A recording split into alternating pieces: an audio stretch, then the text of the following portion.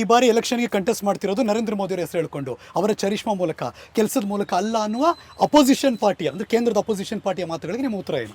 ನಾನು ಕೂಡ ಮೋದಿಯವರ ಹೆಸರಿನಲ್ಲಿ ಎಲೆಕ್ಷನ್ ನಿಲ್ತಿರೋದು. ಮೋದಿಯವರು ಕೇಳಿದ್ದನ್ನೆಲ್ಲ ಕೊಡುವಂಥ ಕಾಮಧೇನು ಇದ್ದಾರೆ. ಮೋದಿಯವರ ಹೆಸರಿನಲ್ಲಿ ನಾನು MP ಆಗಿದೆ ಮೋದಿಯವರ ಹೆಸರಲ್ಲಿ. ನಾನಿವತ್ತು ಇಷ್ಟು ಯೋಜನೆಗಳು ತಂದಿದ್ದೀನಲ್ಲ, ಇದು ನನ್ನ ಸ್ವಪ್ರಯತ್ನ ಇರ್ಬೋದು, ಆದರೆ ಕೇಳಿದ್ದೆಲ್ಲ ಕೊಡುವಂಥ ಕಾಮಧೇನು ಥರ ಇರೋದು ಯಾರೋ ಮೋದಿಯವರು. ಹಾಗಾಗಿ ಶ್ರೇಯಸ್ ಅವರಿಗೆ ಸಲ್ಲಬೇಕು.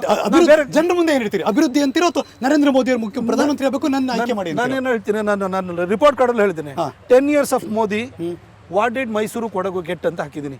ಅದೇ ರೀತಿ 10 ವರ್ಷಗಳಲ್ಲಿ ಮೋದಿ ಮೈಸೂರು ಕೊಡಗಿಗೆ ಕೊಟ್ಟಿದ್ದೇನು ಅಂತಲೇ ಹಾಕಿದ್ದೀನಿ. ನಾನು ಜಸ್ಟ್ ಒಂದು ಮೀಡಿಯಮ್. ಹಂಗಂತ ಎಲ್ಲ MP ಗಳು ಹಂಗೆ ಮಾಡಿದ್ದಾರೆ ಅಂತ ಹೇಳಲ್ಲ ನಾನು, ಅದ್ರ ಬಗ್ಗೆ ನಾನು ಮಾತಾಡೋಕ್ಕೆ ಹೋಗಲ್ಲ. ಆದರೆ ನಾನು ನನ್ನ ಜನನೂ ನನ್ನನ್ನು ಮೋದಿಯವ್ರ ದೇಶಕ್ಕೆ ಪ್ರಧಾನಿ ಆಗಬೇಕು ಅಂತ ನನ್ನನ್ನು ಎಲೆಕ್ಟ್ ಮಾಡಿದ್ದಾರೆ. ಹಾಗಾಗಿ ನನ್ನ ಜನದ ನಿರೀಕ್ಷೆಗಳಿರ್ತವೆ. ಮೋದಿಜಿಯವ್ರು ದೇಶಕ್ಕೆಲ್ಲ ಒಳ್ಳೇದು ಮಾಡ್ತಾರೆ, ಕ್ಷೇತ್ರಕ್ಕೆ ಒಳ್ಳೆ ಕೆಲಸ ಮಾಡೋಂಥ ಜವಾಬ್ದಾರಿ ನನ್ನ ಮೇಲೆ ಇರುತ್ತೆ. ಹಾಗಾಗಿ ಮೋದಿಯವ್ರ ಹತ್ರ ಹೋಗಿ ನನ್ನ ಕ್ಷೇತ್ರಕ್ಕೆ ಇಂಥದ್ದು ಕೆಲಸ ಆಗಬೇಕು ಅಂತ ಹೇಳಿ ನಾನು ತೊಗೊಂಬಂದಿದ್ದೀನಿ. ಹಾಗಾಗಿ ಇದರಲ್ಲಿ ನನ್ನ ಪಾತ್ರ ಇರ್ಬೋದು, ಆದರೆ ಅಲ್ಟಿಮೇಟ್ಲಿ ಇದೆಲ್ಲ ಶ್ರೇಯಸ್ಸು ಮೋದಿಯವರಿಗೆ ಸಲ್ಲಬೇಕು ಅಂತ. ಹೇಗಿದೆ ವಾತಾವರಣ ಕಳೆದ ಬಾರಿಯ ಲೋಕಸಭಾ ಚುನಾವಣೆಗೂ ಮತ್ತು ಈಗ? ಬಿಕಾಸ್ ಈ 5 ವರ್ಷ ಸಿನಾರಿಯಲ್ಲಿ ನಂಬರ್ 1 ಮೈಸೂರು ಮತ್ತು ಕೊಡಗು ಭಾಗದಲ್ಲಿ ಅವಾಗ ನಿಮ್ಮ ಜೊತೆ ಶಾಸಕರ ದಂಡು ತುಂಬ ಇತ್ತು, ಶಕ್ತಿ ತುಂಬ ಇತ್ತು. ಈ ಬಾರಿ ಸಿನಾರಿಯೋ ಚೇಂಜ್. ಈ ಬಾರಿಯ ಇಲ್ಲ 6, ಕೊಡಗು ಭಾಗದಲ್ಲಿ 2 ಕಾಂಗ್ರೆಸ್ನ ಶಾಸಕರು ದೊಡ್ಡ ಮಟ್ಟದಲ್ಲಿ ಪ್ರಬಲವಾಗಿ ಗೆದ್ದು ಬಂದಿದ್ದಾರೆ, ಅದು ವಿಧಾನಸಭೆಗೆ. ಗೊತ್ತಿಲ್ಲ ಇವಾಗ ಅದನ್ನು ಹೇಗೆ ಹ್ಯಾಂಡಲ್ ಮಾಡ್ತಿದ್ದೀರಿ ಅಂತ. ಪ್ಲಸ್ ಈ ಬಾರಿ ರಾಜ್ಯದ BJPಯ ರಾಜ್ಯಾಧ್ಯಕ್ಷರಾಗಿ ವಿಜಯೇಂದ್ರ ಅವರಿದ್ದಾರೆ, ವಿರೋಧ ಪಕ್ಷದ ನಾಯಕರಾಗಿ ಅಶೋಕ್ ಅವರಿದ್ದಾರೆ. ಇದೆಲ್ಲ ಹೇಗೆ ವರ್ಕ್ ಆಗ್ತಾ ಇದೆ, ಹೇಗೆ ಅನಿಸುತ್ತೆ ಪಾರ್ಟಿ ಒಳಗೆ ನೋಡಿದ್ರೆ? ನೋಡಿ, ಇದು ಇವತ್ತಿಂದಲ್ಲ, ನೀವು ಹಳೇ ಚುನಾವಣೆಗಳು ತೆಗೆದು ನೋಡಿ, 2004ರ ಚುನಾವಣೆ ತೆಗೆದು ನೋಡಿ. ರಾಜ್ಯದಲ್ಲಿ ಅರೆಬರೆ ಸರ್ಕಾರ ಬಂತು, ಆದರೆ 18 ಸೀಟನ್ನ ಅವತ್ತು ವಾಜಪೇಯಿ ಅವರಿಗೆ ಕೊಟ್ಟಿದ್ರು. 2004ರಲ್ಲೂ ಕೂಡ ಸತತವಾಗಿ ಕರ್ನಾಟಕದಲ್ಲಿ ಲೋಕಸಭಾ ಸೀಟು ಅಂತ ಬಂದಾಗ BJP ಹೈಯೆಸ್ಟ್ ಸೀಟನ್ನು ಕೊಡ್ತಾ ಬಂದಿದ್ದಾರೆ. ಈಗ ನಾನು ಕೊಡಗಿನಲ್ಲಿ 2014ರಲ್ಲಿ ಬಂದಾಗ ಕೊಡಗಲ್ಲಿ ಮಾತ್ರ 2 MLAಗಳಿದ್ದು, ಮೈಸೂರಲ್ಲಿ 6ರಲ್ಲಿ 0 ಇತ್ತು ನಮ್ಮದು. ಒಂದು ಗ್ರಾಮ ಪಂಚಾಯತ್ ಇರಲಿಲ್ಲ, 31,000ದಲ್ಲಿ ಗೆದ್ದೆ. ನಾವು ಊರಿನವನೆಲ್ಲ ಬಾಯ್, ನನಗೆ ಗುರುತು ಪರಿಚಯ ಇರಲಿಲ್ಲ, ನಾನು ಗೂಗಲ್ ಮ್ಯಾಪ್ ಹಾಕೊಂಡು ಹೋಗ್ತಿದ್ದಂಥವನು. ನಾನು ಆವಾಗ 31,000ದಲ್ಲಿ ಗೆದ್ದೆ. 2019 ಬಂತು, ಆವಾಗ ಸಿದ್ದರಾಮಯ್ಯನವರು ಮತ್ತು ಕುಮಾರಸ್ವಾಮಿ ಅವರು ಅವಾಗ ಸಮ್ಮಿಶ್ರ ಸರ್ಕಾರ ನಡೀತಾ ಇತ್ತು. ಆ ಸಂದರ್ಭದಲ್ಲಿ 1,39,000 ಓಟಲ್ಲಿ ನಾನು ಗೆದ್ದಿದ್ದೀನಿ. ಈ ಸರಿ ಮತ್ತೆ ಸಿದ್ದರಾಮಯ್ಯನವರೇ ಬಂದಿದ್ದಾರೆ. ನಾನು ಈ ಸರಿನೂ ಕೂಡ ನಾನು ನಿಮ್ಗೆ ಹೇಳ್ತೀನಿ, 2 ರಿಂದ 3 ಲಕ್ಷ ಯಾವ ಮಾರ್ಜಿನರ್ ಆಗ್ಬೋದು ಮಧ್ಯದಲ್ಲಿ. 2 ಲಕ್ಷಕ್ಕಿಂತ ಅಧಿಕ, ನಾನು ಆನ್ ರೆಕಾರ್ಡ್ ನಿಮಗೆ ಹೇಳ್ತೀನಿ, 2 ಲಕ್ಷಕ್ಕಿಂತ ಅಧಿಕ ಇಷ್ಟು ಓಟಲ್ಲಿ ನನ್ನನ್ನು ಜನ ಗೆಲ್ಲಿಸ್ತಾರೆ ಅನ್ನೋ ವಿಶ್ವಾಸ ಇದೆ. ಸೊ ಯಾರು ನಿಮಗೆ ಈಗ ಸದ್ಯಕ್ಕೆ ಅಪೋಸಿಷನ್ ಅಂತ ಯಾರು ಇಲ್ಲ ಹಂಗಾರೆ? ನನಗೆ 2 ಲಕ್ಷ 3 ಲಕ್ಷ ಹೇಳ್ತಾ ಇದ್ದೀರಾ ನೀವು. ನನಗೆ ಅಪೋಸಿಷನ್ ಅಂದ್ರೆ ಕಾಂಪಿಟೇಟರ್ ಯಾರು ಇಲ್ಲ. ನನಗೆ ಕಾಂಪಿಟೇಟರ್ನ ಪ್ರತಾಪ್ ಸಿಂಹಂಗೆ ಕಾಂಪಿಟೇಟರ್ ಏನು ಅಂದರೆ ಕೆಲಸ ತರುವಂಥದ್ದಿಲ್ಲ, ಅದೇ ಚಾಲೆಂಜು. ನನ್ನ ಚಾಲೆಂಜರ್ ಏನು ಅಂತಂದರೆ, ನನಗೆ ಯಾರು ಒಂದು ಸವಾಲು ಅಂತ, ನನ್ನ ಮುಂದೆ ಇರುವಂಥ ಸವಾಲು ಏನು ಅಂತಂದರೆ ಒಳ್ಳೆ ಕೆಲಸ ಮಾಡೋದಷ್ಟೇ ನನ್ನ ಸವಾಲು. ಅದು ಬಿಟ್ಟು ನಾನು ಬೇರೆ ನೋಡಲ್ಲ. ಈಗ ನಮಗೆ ಯಾರನ್ನು ನನ್ನ ಎದುರುಗಡೆ ಯಾರೋ ಬೈತಾನೆ, ಅವ್ನು ಹೆಂಗೆ ತುಳಿಲಿ, ಅವ್ನು ಹೆಂಗೆ ಅಡಿಲಿ, ಇದು ಎಲ್ಲ ಪಾಲಿಟಿಷಿಯನ್ಸ್ ಮಾಡೋಂಥದ್ದು.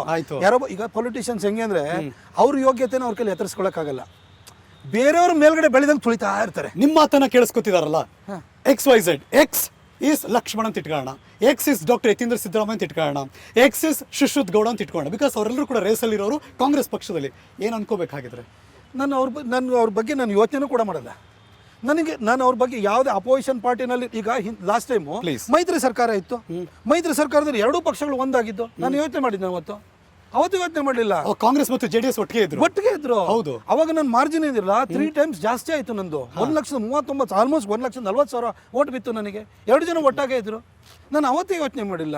ಇವತ್ತು JDS ನಮ್ಮ ಜೊತೆ ಆಯ್ತಾ. ಆಮೇಲೆ JDS ಕಾರ್ಯಕರ್ತರು ಇದಾರಲ್ಲ, ಅವರು ನನ್ನನ್ನು ಭಾಳ ಪ್ರೀತಿಸ್ತಾರೆ. ಆಮೇಲೆ ಕಾಂಗ್ರೆಸ್ನಲ್ಲೂ ಹೇಳ್ತೀನಿ ನಿಮಗೆ, ನಾನು BJP ಕ್ಯಾಂಡಿಡೇಟು, ಆದರೆ ಆಲ್ ಪಾರ್ಟಿ ವೋಟರ್ಸ್ ನನಗೆ.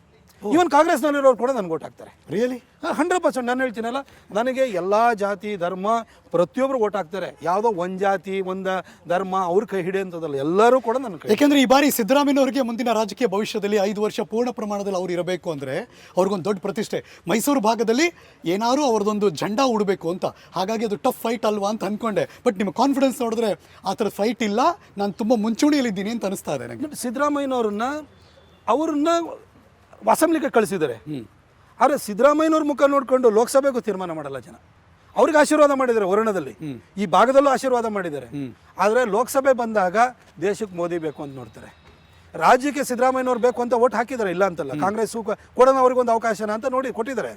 ಕೊಟ್ಟುವ ಭ್ರಮ ನಿರಸನ ಕೂಡ ಆಗಿದೆ ಅವ್ರಿಗೆ, ಇಲ್ಲ ಅಂತಲ್ಲ.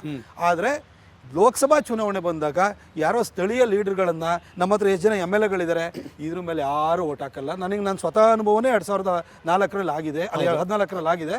ಹಾಗಾಗಿ ನಮಗೆ ಅವ್ರು ಯಾರನ್ನೂ ಕೂಡ ನಾನು ಬೇರೆಯವ್ರನ್ನ ಕಾಂಪಿಟೇಟ್ರು ಅನ್ಸಲ್ಲ, ನಂಗೆ ಸವಾಲು ಅಂತ ಹೇಳಲ್ಲ. ಆದರೆ ಒಳಗಡೆ ಇರ್ತಾರಲ್ಲ, ಈಗ ಒಂದು ಮನೆ ಒಳಗಡೆ ಇರ್ತಾರೆ. ಈಗ ನೋಡಿ ದುಶ್ಮನ್ ಕಹಾ ಅಂದ್ರೆ ಬಗಲ್ ಮೇ ನನ್ನ ಜೊತೆಗಿದ್ದಾನೆ, ಮನೇಲೇ ಇದ್ದಾರೆ.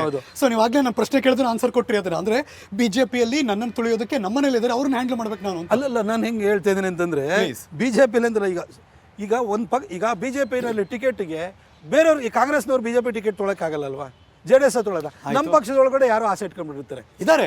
ಕೊಡಗು ಭಾಗದವ್ರ ಹೆಸರು ಓಡಾಡ್ತಾ ಇತ್ತು, ಹೇಳ್ತೀನಿ. ಅಥವಾ ಮೈಸೂರಲ್ಲಿ ಮಾಜಿ ಶಾಸಕರ ಹೆಸರು ಓಡಾಡ್ತಾ ಇತ್ತು, ಅಥವಾ ಮೈಸೂರಿನ ರಾಜವಂಶಸ್ಥರ ಹೆಸರು ಓಡಾಡ್ತಾ ಇತ್ತು. ನೀವು ಮಾಧ್ಯಮಗಳಲ್ಲಿ ನಾನು ಮಾಡಿದಂಥ ಕೆಲಸ ಇರ್ಬೋದು, ಜನರಲ್ಲಿರುವಂಥ ಅಭಿಪ್ರಾಯನ ನೋಡ್ಬಿಟ್ಟು ನಾನು ಒಂದು ಹೆಸರನ್ನ ನೀವು ಹೇಳಿರ್ತೀರಿ, ಹಾಕಿರ್ತೀರಿ ನಿಮ್ಮ ಟಿವಿನಲ್ಲೂ ಕೂಡ.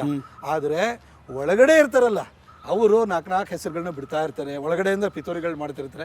ಪಾಲಿಟಿಕ್ಸ್ ಏನಿದೆಯಲ್ಲ, ನಾನು ಅನ್ಕೊಂಡಿದ್ದು politics is not all about doing good work. ಇದು ಎಲ್ಲಾರನ್ನೂ, ಈ ಚಾಡಿಕೋರನ್ನ, ಸುಳ್ಳು ಹೇಳೋರನ್ನ, ಅಸೂಯೆ ಇಟ್ಕೊಂಡ್ರನ್ನ ಅವ್ರನ್ನೂ ಮ್ಯಾನೇಜ್ ಮಾಡ್ಬೇಕಾಗತ್ತೆ. ಅದೇ ಪಾಲಿಟಿಕ್ಸ್. ಇಲ್ಲ ಅಂತಂದರೆ ನೀವೊಂದು ಯೋಚನೆ ಮಾಡಿ, ಈ ಮೈಸೂರು ಕೊಡಗಿನಲ್ಲಿ ಒಬ್ಬ ಸಂಸದನಾಗಿ ಇನ್ನೇನು ಕೆಲಸ ಮಾಡೋಕ್ಕಿದೆ ಹೇಳಿ, ನನಗೆ ಏನು ಮಾಡಬೇಕಿತ್ತು ಅಂತ. ಅನುಕ್ಷಣದ ಸುದ್ದಿಗಳಿಗಾಗಿ ವಿಸ್ತಾರ ನ್ಯೂಸ್ ಯೂಟ್ಯೂಬ್ ಚಾನೆಲ್ ಸಬ್ಸ್ಕ್ರೈಬ್ ಮಾಡಿ. ಹೊಸ ಸುದ್ದಿಗಳ ನೋಟಿಫಿಕೇಶನ್ಗಾಗಿ ಬೆಲ್ ಐಕಾನ್ ಕ್ಲಿಕ್ ಮಾಡಿ. ಲೇಟೆಸ್ಟ್ ಅಪ್ಡೇಟ್ಸ್ಗಾಗಿ www.vistaranews.com ವೆಬ್ಸೈಟ್ಗೆ ವಿಸಿಟ್ ಮಾಡಿ. ಅಂಗೈಯಲ್ಲೇ ಜಗತ್ತಿನ ಸುದ್ದಿ ತಿಳಿಯಲು ವಿಸ್ತಾರ ನ್ಯೂಸ್ ಕನ್ನಡ ಆಪ್ ಡೌನ್ಲೋಡ್ ಮಾಡಿ.